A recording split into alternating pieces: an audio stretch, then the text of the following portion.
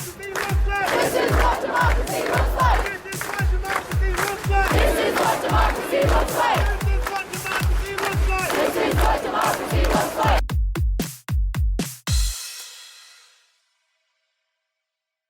Hey everyone, welcome to Be the Change. My name is Lily Mott, and today I'm going to be talking about how change comes when everyone becomes an activist.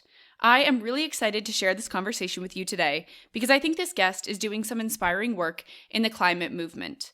Saoirse Exton is a climate justice activist from Ireland, and she was appointed to the Youth Advisory Group to the United Nations Secretary General at the age of 17, which makes her the youngest youth advisor to the UN Secretary General. So without further ado, let's get started with this episode featuring Saoirse Exton.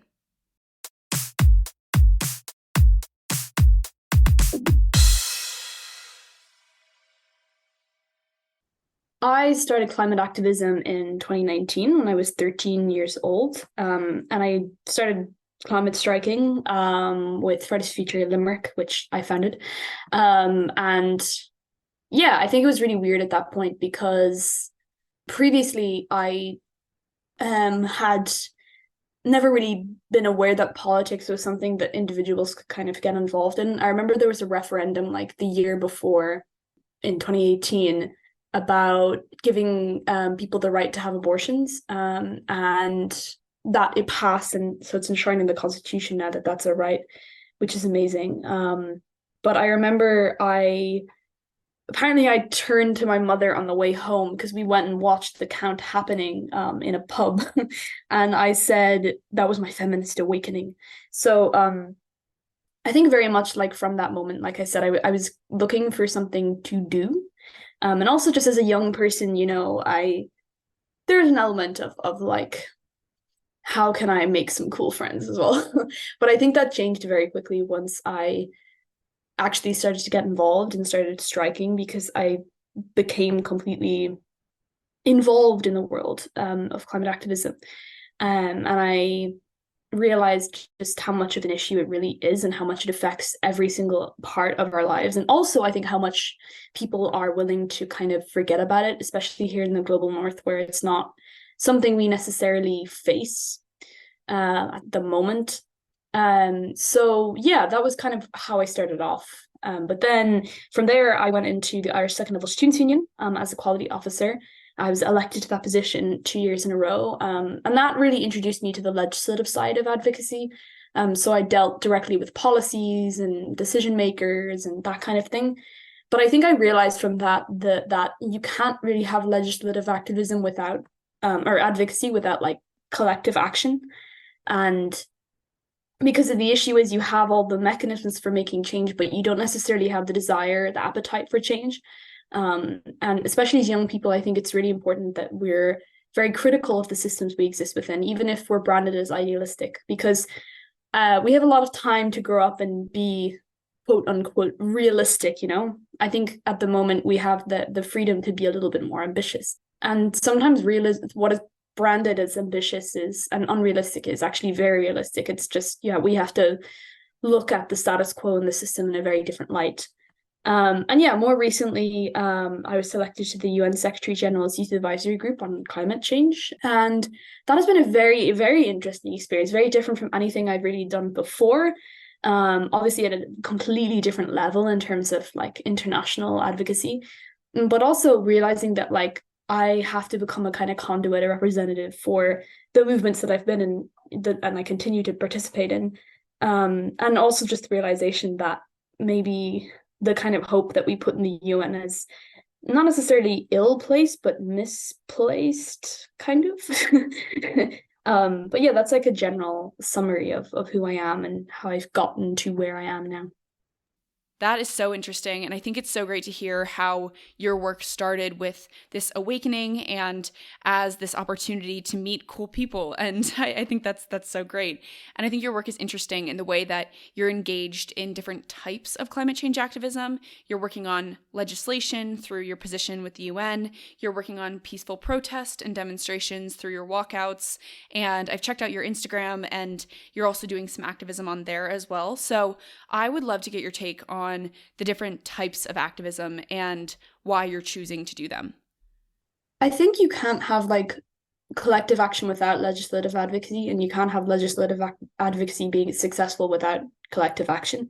So I think on their own, they have their merit and they have their successful kind of elements, but I do think the most kind of power comes from when they're combined. When you have either like a representative in government who takes the demands of those who are protesting directly to the government, and or it's just someone who kind of is that contact point, maybe someone who protests and who is also in government. And but at the same time, you can't have, like, I think I've seen with the UN, for example, that a lot of these people are leaders are quite disconnected from what people actually want.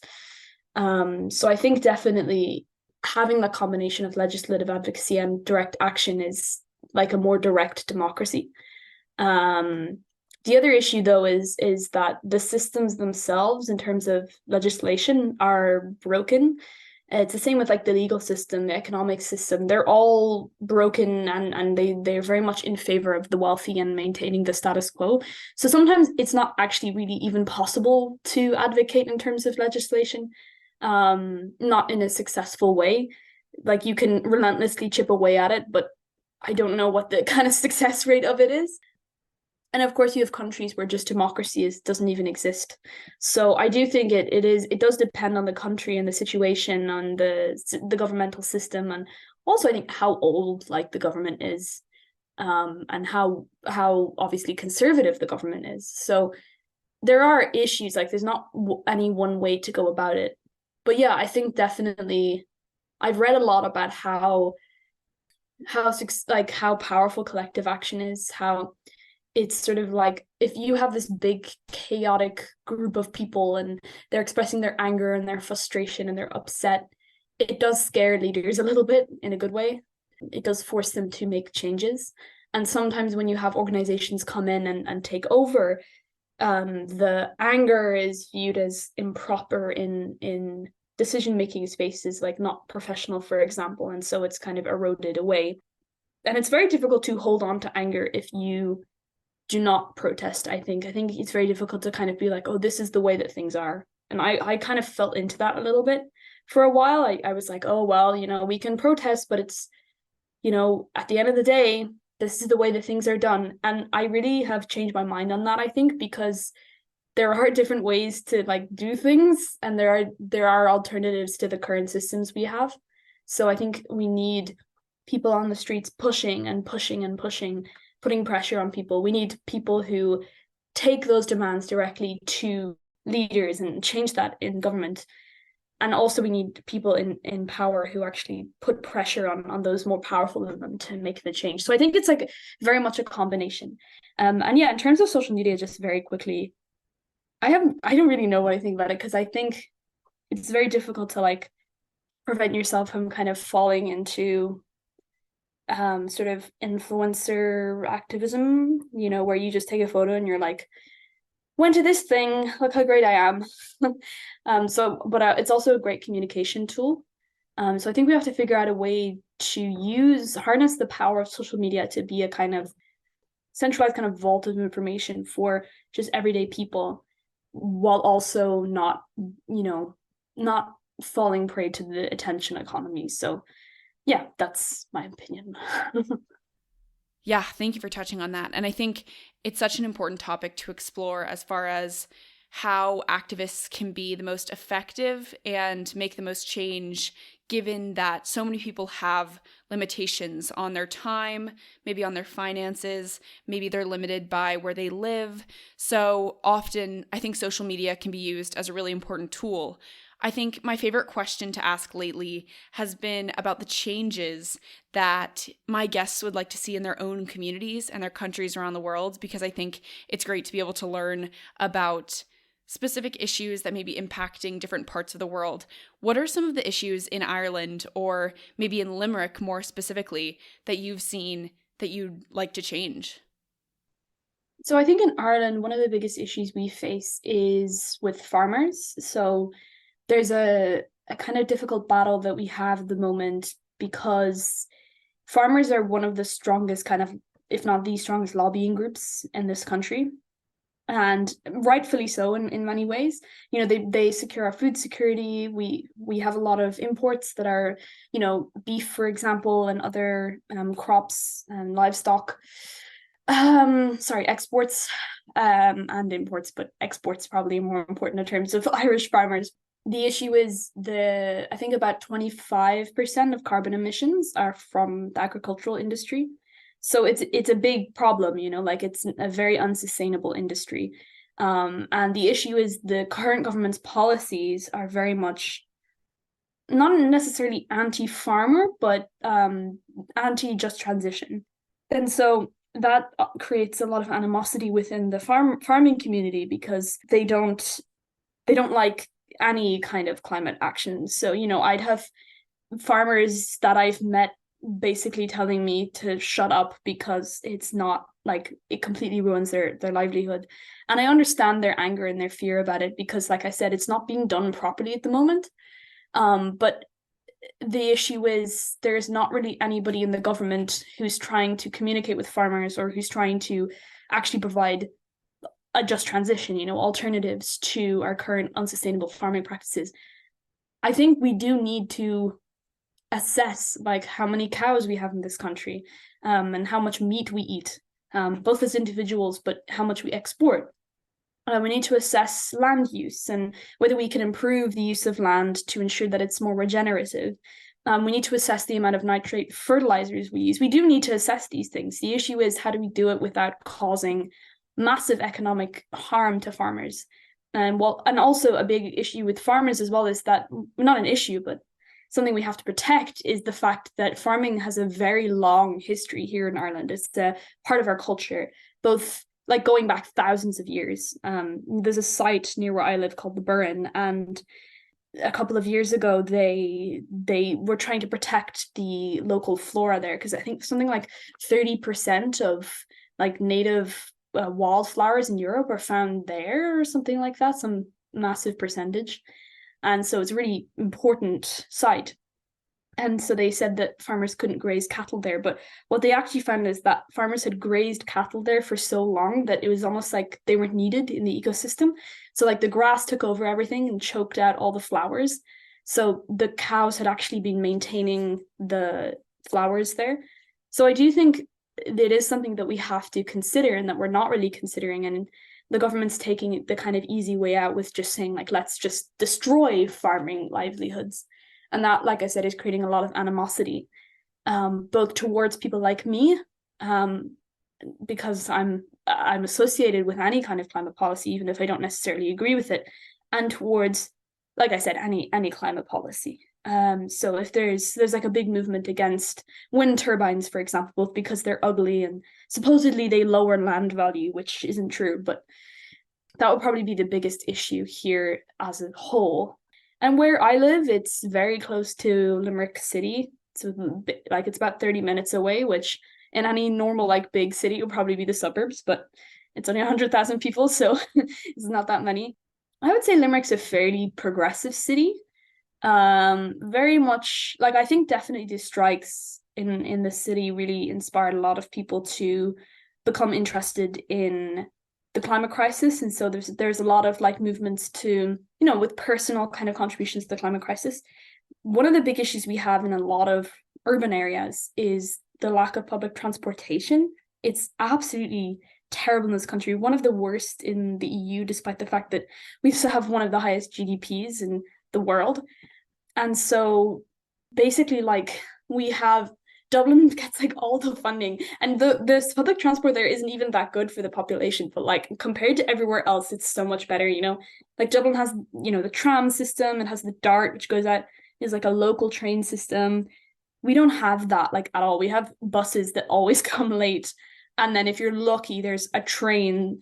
I think where I live, if I get in the car and drive for 7 minutes, there's a village where I can get the train, and that's what I did. But there's 2 trains a day, so if you miss like one of those trains, you have to drive in the end. You have no alternative, because the buses like leave at exactly the same time as well. Anyway, it's really frustrating. And it's an issue both rurally and in the urban areas, but I think more so in urban areas because a lot of people commute and a lot of people live in the city center. So those I feel like are the two biggest kind of climate issues, and they're more. I think they're more about mitigation rather than adaptation because, as I was saying, luckily Ireland at the moment doesn't experience a lot of catastrophic kind of climate events. We will as the years go on because everywhere will, but I think we're very well placed in terms of like climatic events. But yeah, those would be the two big ones, I'd say. That's so interesting. And thank you for sharing that explanation about public transport because I think that's such a varying topic around the world. Like in the UK, my experience with public transport has been great because I'm from the Western US where we have very, very limited public transport. So it's interesting to learn about your community. I have one more question for you. Lots of young people want to create change, but they may not know how to get started with that work. What advice do you have for those people who may be listening? I think a big thing, I think there's like three main things. The first, which is probably the most, no, that's not true. I was gonna say like the easiest to do, but that's not true. Is educating yourself. I think it's really important to like read up about the climate crisis, to follow the news, to make sure that, you know, your understanding of the world is not necessarily informed by the media cycle. It's very difficult to do that. But there are really great books that I feel like helped to inform me, and two of the ones that really changed my perspective on this, especially in terms of economics, are Less is More by Jason Hickel and Donut Economics by Kate Rayworth. They're both amazing books, very, very accessible in terms of their language, and they really helped me to understand the systemic issues in term with like the reason why we have a climate crisis, the links it has to poverty, to inequality in general, and the reason why we have to kind of destroy capitalism, not kind of, absolutely destroy capitalism. So I think educating oneself is really important. But also the second one I would say is if there's any local movement groups, we need everyone to be an activist. So if you can join a protest, if you can join an action, I think that is really valuable. It's really important to make sure that we are still that we're visible as still being interested, and we've lost a lot of momentum over the last couple of years as a movement, and I think it's really important to start getting that back again. And we just need people protesting. We need numbers. Even if all you can do is be a body, that's really important. And then the last thing I would say would be if you live in a country where you can vote. Voting is the most important thing that any of us can do if we live in a democracy. I know in some places it's compulsory to vote, but not in Ireland. And a lot of young people do not vote. And so we get the same governments, and it's not representative government because it doesn't represent the entire population. It represents a very specific part of it. So I think it's really, really important that because ultimately, like, we are going to have to exist within the confines of the current system, at least up to a certain point. And voting will hopefully ensure that we have governments that actually maybe possibly listen to us. And I think it's worth giving it a try anyway. It's better than having a government that is not ever going to listen to us. So I think voting is the single most important thing we can do.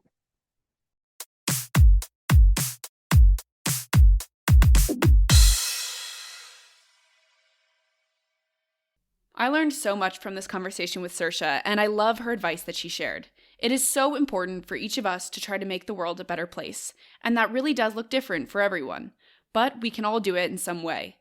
Making change can be sharing information on social media, attending a protest, calling or meeting with your legislator, or, as Saoirse mentioned, and this is the most important one, heading to the ballot box and voting. I think we can all keep Saoirse's advice in mind and think about how we all can make the world a better place, because change comes when everyone becomes an activist.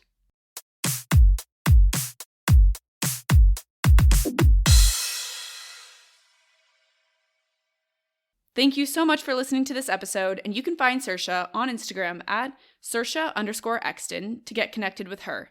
If you want to talk about anything I mentioned, please reach out to me by email at lily@bethechangepodcast.org or on Instagram at Be the Change podcast. Tune in for my next episode, but until then, be the change you wish to see in the world. Bye, guys.